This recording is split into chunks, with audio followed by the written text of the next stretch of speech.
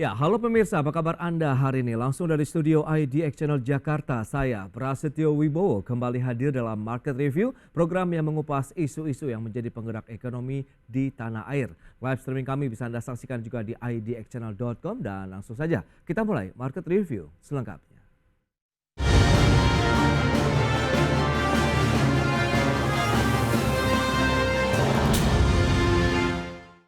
Ya pemirsa, tren kenaikan inflasi masih berlanjut hingga penghujung tahun 2024 tercatat sebesar 0,44% secara bulanan. Sedangkan laju inflasi di bulan Desember 2024 secara tahunan mulai mengalami kenaikan dibandingkan dengan bulan sebelumnya.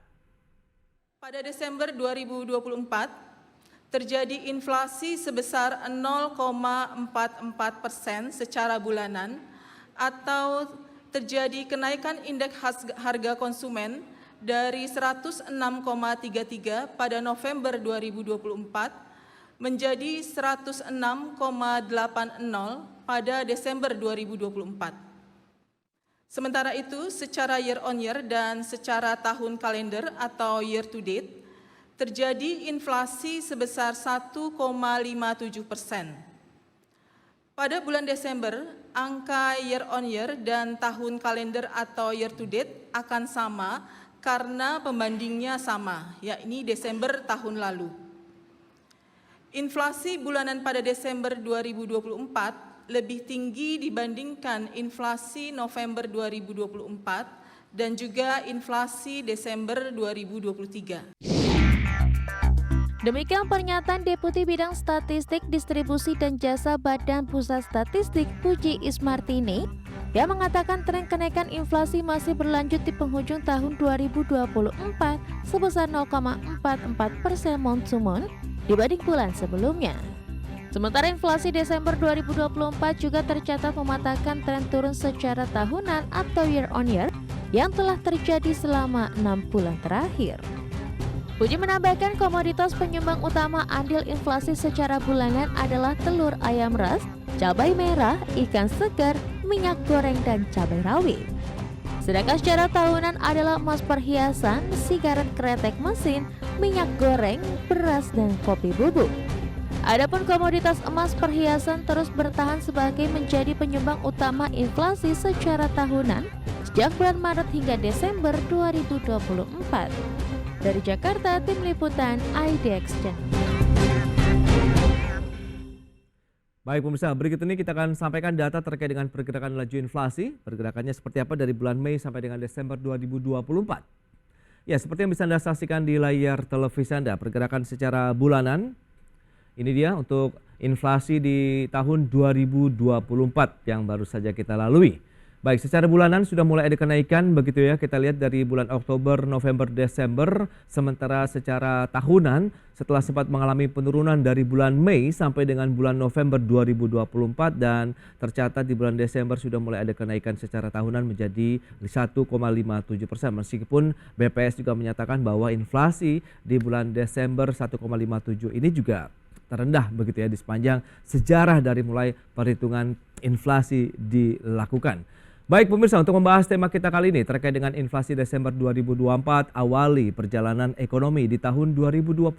Kita sudah tersambung melalui Zoom bersama dengan Bapak Joshua Pardede, Kepala Ekonom PT Bank Permata Tbk. Halo Pak Joshua, apa kabar? Kabar baik Mas Pras. Yes, Happy New Year Pak.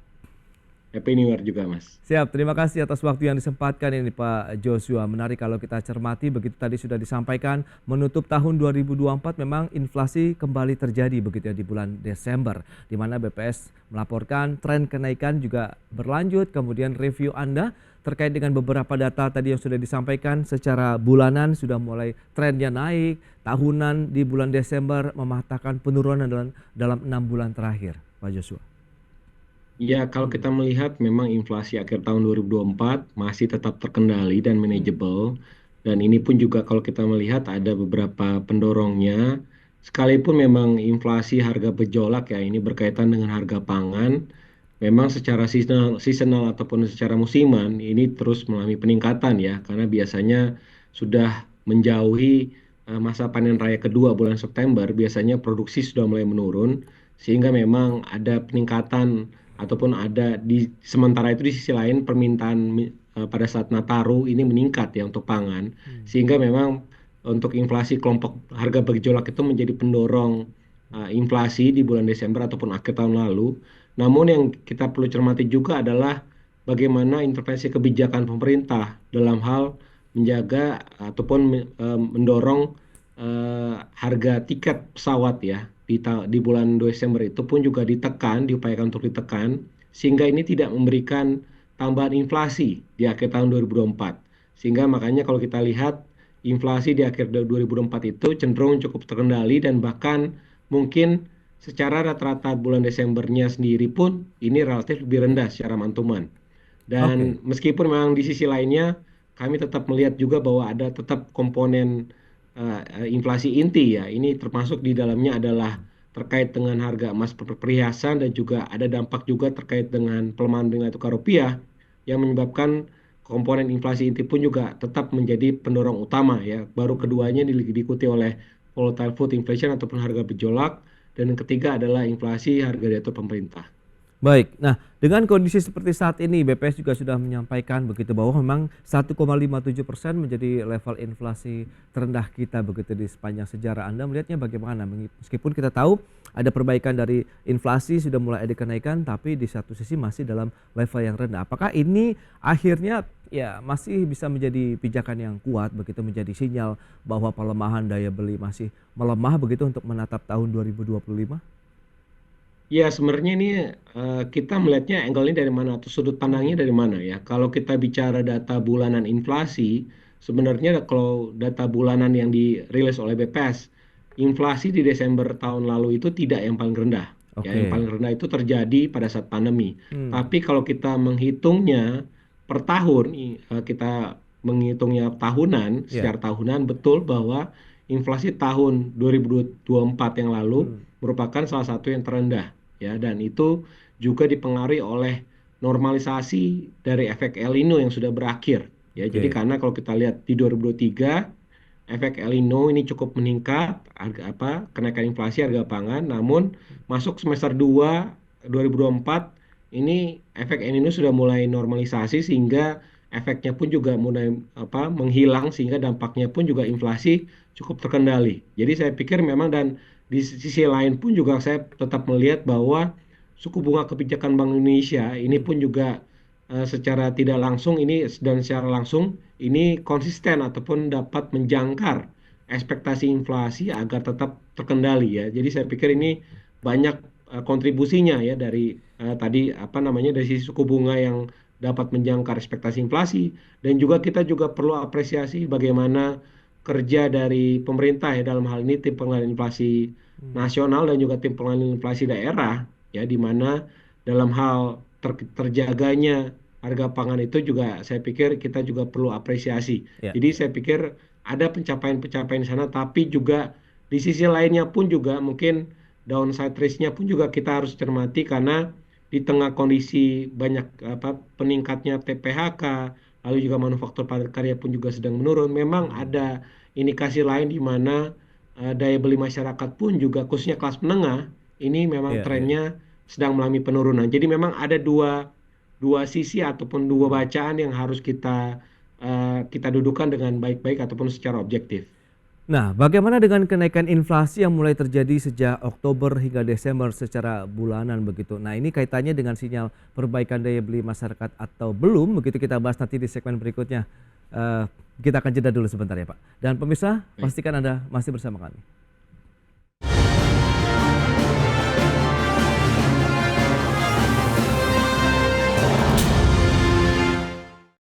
Ya, terima kasih Anda masih bergabung bersama kami dalam Market Review, dan berikut ini kita akan sampaikan kembali data terkait dengan komoditas penyumbang utama inflasi di bulan November. Maksud kami di bulan Desember 2024. Data selengkapnya bisa Anda saksikan di layar televisi Anda. Ada bawang merah, tomat, emas perhiasan, daging ayam ras, dan minyak goreng. Dan berikutnya untuk penyumbang inflasi secara tahunan, kalau tadi adalah secara bulanan, kemudian secara tahunan. Kita lihat apa saja, ada emas perhiasan, sigaret kretek mesin, beras, bawang merah, kemudian kopi bubuk. Itu dia untuk penyumbang inflasi di Desember 2024. Dan selanjutnya kita cermati emas perhiasan ini yang menjadi salah satu penyumbang inflasi. Pergerakannya seperti apa dari Maret sampai dengan Desember 2024 secara tahunan. Data dari BPS. Ini dia pergerakannya terus merangkak naik. Terakhir di bulan Desember tercatat 0,35% secara tahunan untuk emas perhiasan. Dan berikutnya kita akan lihat bagaimana dengan PMI Manufaktur Indonesia Juni sampai dengan Desember 2024. Setelah beberapa bulan terakhir mengalami kontraksi, akhirnya di bulan Desember sudah mulai naik lagi ya, menjadi 51,2 poin. Baik, kita lanjutkan kembali perbincangan bersama dengan Bapak Joshua Pardede, Kepala Ekonom PT Bank Permata Tbk. Baik, Pak Joshua, ini berdasarkan data tadi yang sudah disampaikan, menarik kalau kita lihat emas perhiasan begitu ya, nampaknya masih cukup besar kontribusinya terkait dengan pergerakan inflasi di sepanjang tahun 2024. Anda melihat bagaimana? Apakah memang emas sudah menjadi safe haven begitu? Apakah dari kesadaran masyarakat terkait dengan investasi sudah mulai membaik atau bagaimana Anda melihatnya? Iya, saya pikir memang ini kita tahu di tahun lalu itu kan ada geopolitik ya, Ya. baik dari Rusia, Ukraina dan juga Timur Tengah, antara Iran, Israel dan juga Palestina, sehingga memang di tengah kondisi global yang ataupun ketidakpastian global yang meningkat, itu biasanya investor ataupun para investor retail ini akan mencari aset-aset yang cenderung lebih aman. Dan kalau Oke. kita melihat di sini peningkatan harga emas itu memang trennya cukup meningkat cukup tajam ya di sepanjang tahun 2024 yang lalu itu peningkatannya kurang lebih sekitar 30%. Baik. Sehingga pada saat ada peningkatan harga emas itu termasuk juga ini yang mempengaruhi harga emas perhiasan ya di dalam negeri, sehingga Ya.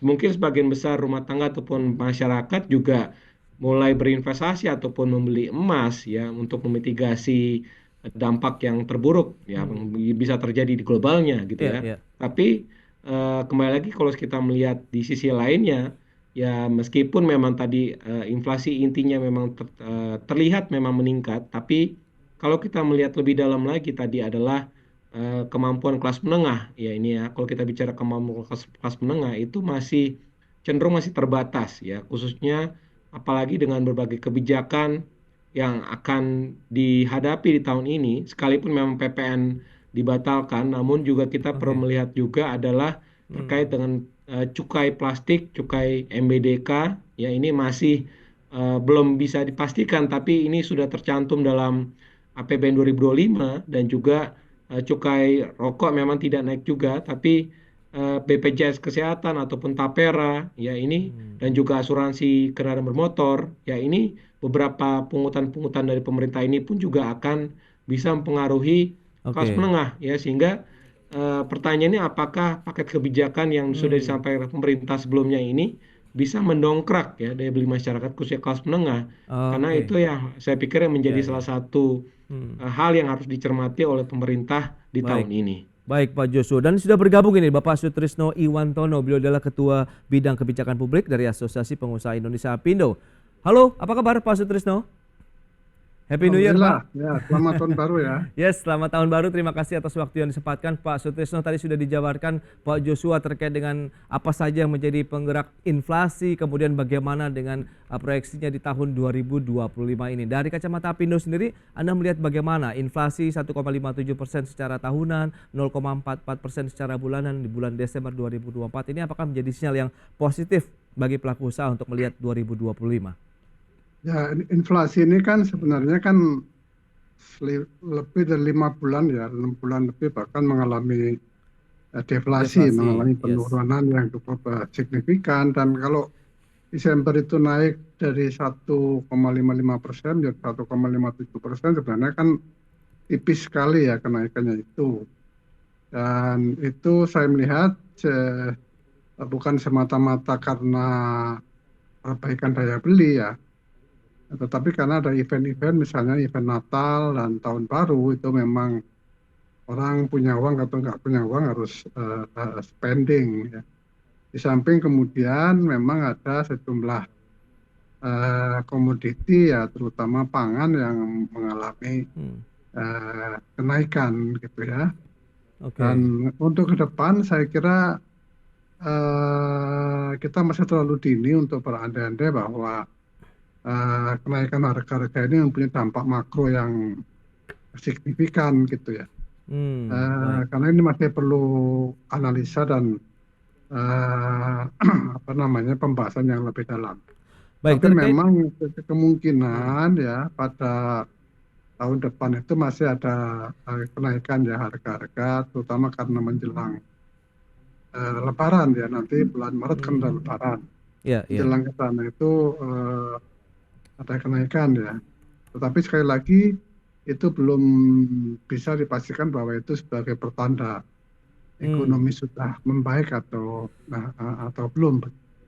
Nah, Pak Sutrisno, terkait dengan konsumsi daya beli masyarakat begitu, karena tren inflasi bulanan ini naiknya dalam beberapa bulan terakhir juga sampai dengan Desember. Anda melihat ini sudah mulai dirasakan juga begitu dari pelaku usaha terkait dengan bagaimana produktivitas, angka penjualan produk-produk mereka begitu di pasar domestik. Ya, ada beberapa yang mendorong itu, misalnya upah buruh mengalami kenaikan yang signifikan ya, dan 6,5%, bahkan di DKI itu sejumlah sektor mengalami kenaikan yang berlebihan sampai 9%. Oke. Sehingga itu tentu punya dampak bagi peningkatan daya beli ya. Tetapi di sisi lain ada PPN ya, PPN naik 12%. Itu juga mempunyai dampak kepada penurunan daya beli, karena mau nggak mau harga barang akan melakukan penyesuaian, dan ini menyebabkan daya beli masyarakat turun. Jadi nanti kalaupun ada kenaikan inflasi itu bukan inflasi, karena bisa disebabkan oleh pull factor, bisa disebabkan oleh push factor ya. Kalau disebabkan oleh pull factor itu karena permintaan yang meningkat ya. Tapi bisa juga disebabkan karena produksinya menurun sehingga harga barang menjadi langka dan harga menjadi naik.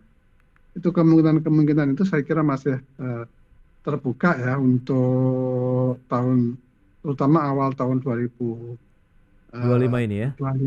Ya. Baik Pak Sutrisno. Nah, Pak Joshua, ini menarik juga kalau kita lihat begitu, di mana S&P Global kan sudah merilis begitu ya dari Purchasing Managers Index atau PMI Manufaktur Indonesia. Desember ini sudah kembali lagi ya ekspansi lah 51,2 setelah dalam beberapa bulan terakhir juga masuk dalam masa yang kontraksi. Anda melihat bagaimana terkait dengan geliat industri yang memang sudah mulai beranjak naik begitu, atau hanya momentum lagi-lagi kalau kita bicara mengenai libur Nataru saja nih Pak Joshua?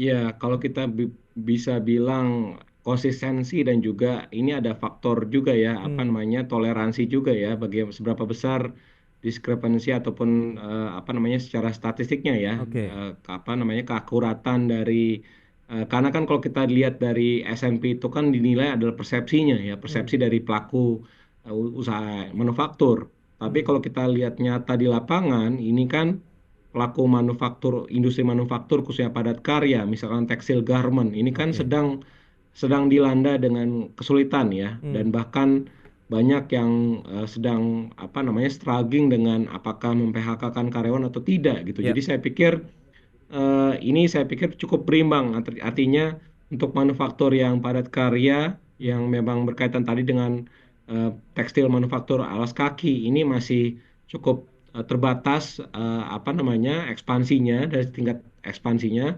Namun mungkin saja kalau kita lihat dari sisi industri-industri lainnya, misalkan Mamin gitu ya, ini mungkin ada terjadi ekspansi ya, makanya angka PMI manufacturing-nya di atas 50 gitu. Tapi ya ini bukan menjadi salah satu acuan ya pada umumnya ya, karena kembali lagi tentu kita harus melihatnya secara komprehensif juga ya, meskipun PMI manufacturing di atas 50, tapi kenyataan di lapangan tadi ya, bagaimana arus PHK-nya, bagaimana kondisi makan tabungan yang masih tetap terjadi gitu ya. Jadi artinya fenomena-fenomena di lapangan ini yang tetap tidak boleh kita lupakan gitu ya, sehingga kita harus melihatnya secara komprehensif seperti itu, Mas. Nah, itu dia menarik kalau kita cermati di tahun 2025 ini sudah ada keputusan PPN 12% memang hanya untuk barang mewah saja begitu. Apakah ini memberikan dampak juga nanti terkait dengan aktivitas ekonomi ataupun belanja masyarakat? Kita bahas lagi nanti di segmen berikutnya. Kita akan jeda kembali sebentar.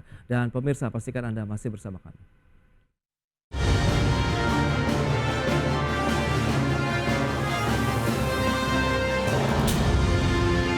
Ya, terima kasih Anda masih bergabung bersama kami dalam Market Review. Nah, langsung saja Pak Sutrisno, ini bagaimana dari kalangan dunia usaha PPN 12% yang memang akhirnya hanya untuk barang mewah saja begitu. Karena kan memang ada beberapa mungkin perusahaan yang sudah menerapkan kenaikan PPN, kemudian pemerintah khususnya Ditjen Pajak juga sudah menyatakan kalau memang sudah naik bisa dikembalikan begitu dengan mekanisme yang berlaku. Nah, dari pelaku usaha sendiri bagaimana Apindo melihat? Ya, sebenarnya kan kalau istilah barang mewah itu kan tadinya kita senang ya, tapi kenyataannya kan memang itu meliputi semua barang, semua barang terkena gitu ya. Baik itu kan tadinya kan bukan hanya itu, ada golongan-golongan tertentu yang tergolong mewah. Sekarang misalnya hotel pun akan terkena di dalam PPN yang 12% itu. Nah, terus terang PPN yang naik itu kan nanti katakan itu barang mewah, katakan rumah gitu ya, rumah mewah harga yang mahal. Tapi rumah itu kan nggak berdiri sendiri ya, dia mesti ada suppliernya. Ketika permintaan rumah itu menurun karena harganya naik, maka permintaan kepada supply barang juga akan menurun seperti pasir, batu, semen dan lain-lain. Itu terjadi di berbagai macam barang lain. Jadi sebenarnya tidak juga sederhana gitu. Tetap dia punya efek turunan yang harus kita perhitungkan ya. Baik. Dan harus diingat bahwa sekali lagi daya beli itu menjadi penting ya untuk bisa mendorong ekonomi kita ke depan. Nah, kenaikan upah misalnya 6-9% itu tentu akan menyebabkan pelaku usaha itu akan lebih capital intensif, dia akan lebih banyak menggunakan permesinan, robot dan sebagainya, terutama pada investasi baru. Sementara kita dihadapkan pada peningkatan lapangan pencari kerja setiap tahun itu sekitar 3 juta. Nah, mereka ini masuk lapangan kerja tanpa daya beli. Dan ini yang nanti akan menyebabkan ekonomi kita itu menjadi stuck pada saat yang pada masalah seperti itu.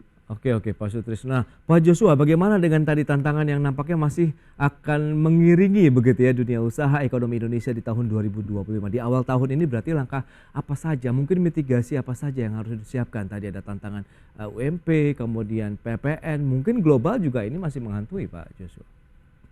Iya, memang ini tidak mudah ya buat pemerintah juga, karena di satu sisi tadi pemerintah juga perlu supporting, mendukung dari sisi kebijakan-kebijakan untuk bisa mendukung sisi permintaan. Karena toh pada akhirnya kalau kita bicara kenaikan pendapatan masyarakat itu memang cukup terbatas ya. Itu menjadi faktor tadi kenapa kemampuan menabung masyarakat menurun. Ya, lalu juga dengan berbagai kenaikan-kenaikan yang ada saat ini, ya memang tentu di sisi yang lainnya pun juga kenaikan pendapatan real masyarakat itu pun juga cenderung terbatas, sehingga ya kalau kita bicara UMP memang kita harus melihatnya secara komprehensif juga ya, dan pemerintah pun juga saya pikir cukup wise, artinya untuk perusahaan-perusahaan ataupun khususnya untuk perusahaan-perusahaan yang mungkin masih berkinerja baik, saya pikir seyogyanya memang menaikkan UMP. Tapi kalau kita bicara perusahaan-perusahaan ataupun industri yang cukup struggling yang tadi sudah saya sebutkan, itu memang ya sebaiknya pun juga diberikan pelonggaran ya untuk tidak menaikkan UMP ya, karena kondisinya pun juga tidak memungkinkan untuk menaikkan UMP. Jadi saya pikir pemerintah perlu lebih granular lagi saya pikir ya dalam hal melihat kondisi saat ini, karena kalau kita bicara konsumsi yang tadi yang mungkin terpengaruh kelas menengah, kalau kita bicara kelas atas ini saya pikir dampaknya cukup tidak terasa ya.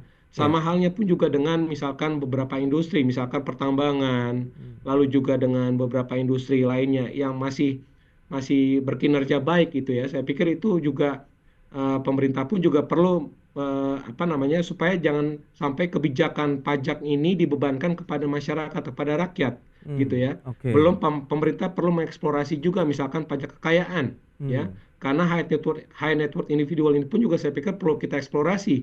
Banyak pengusaha-pengusaha ini yang net worth-nya tinggi ya, tapi masih banyak juga yang ngemplang gitu ya. Banyak juga kita lihat potensi-potensi underground ekonomi yang ada gitu. Jadi saya pikir kita perlu kebijakannya di satu sisi tadi mendukung sisi permintaan, karena kalau nggak ada yang belanja pun juga sama, nanti nggak ada yang beli juga kan, sama aja sama Betul, dengan iya. para pelaku usaha pun juga nanti produksinya sudah diproduksi tapi nggak ada yang belanja seperti apa. Jadi tetap sekali lagi saya pikir pemerintah mesti ngelihat lagi fokusnya adalah kebijakan sisi permintaannya, tapi kalau nanti kebijakan permintaannya sudah mulai meningkat, tentunya pemerintah pun juga perlu melihat lagi insentif apa yang perlu diberikan kepada para pelaku usaha, khususnya memang yang cukup struggling yang kemarin sudah disampaikan juga ya dalam pengumuman Iya.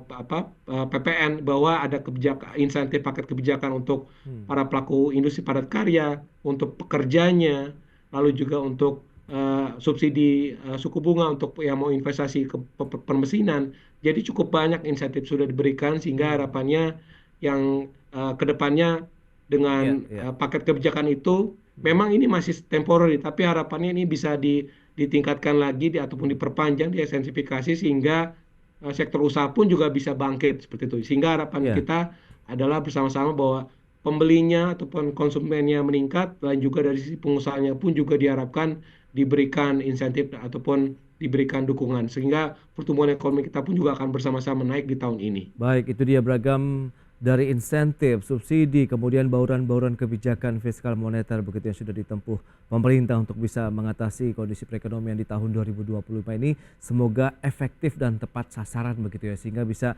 membuat everybody happy lah, dari sisi masyarakatnya, begitu sebagai konsumen, kemudian dunia usaha, produsen, kemudian juga pemerintah begitu. Baik, Pak Joshua, sayang sekali waktu terbatas ini. Pak Sutrisno, terima kasih banyak atas waktu, sharing dan informasi yang sudah disampaikan kepada pemirsa. Selamat melanjutkan aktivitas Anda kembali. Salam sehat.